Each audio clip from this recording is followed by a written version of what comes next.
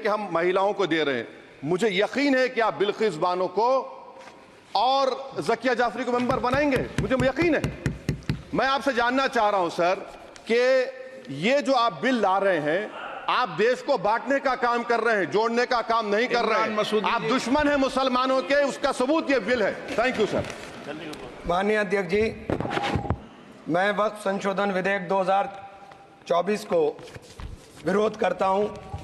मान्यवर, हम लोग संविधान की कसम खा करके यहाँ आए और इस संविधान की धज्जियां इस विधेयक के अंदर उड़ाने का काम किया जा रहा है।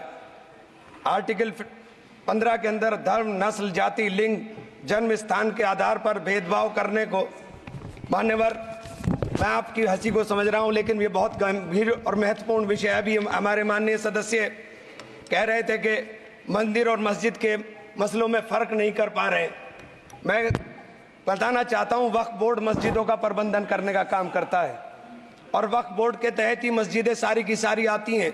और वक्फ बोर्ड की शक्तियों को आप ख़त्म कर करके डीएम राज ला करके उन तमाम प्रॉपर्टीज़ के ऊपर लगभग 8 लाख एकड़ प्रॉपर्टी पूरे देश के अंदर वक्फ बोर्ड के पास है। आप वक्फ बोर्ड की प्रॉपर्टियों को खुर्द बुर्द कराने की जो साजिश लोग कर रहे हैं, उन साजिशों को बल देने का काम कर रहे हैं।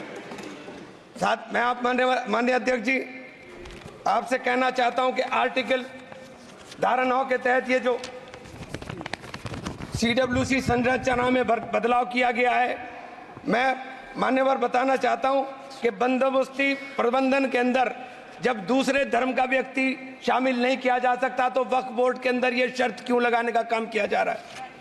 और आप अगर शर्त भी लगा रहे हैं तो मैं आपसे एक बात पूछना चाहता हूं कि जो कब्जे पर प्रॉपर्टी के ऊपर पूरे देश के अंदर वक्फ की प्रॉपर्टी के ऊपर कब्जे हुए हैं, उन कब्जों को कब्जा मुक्त करा करके अगर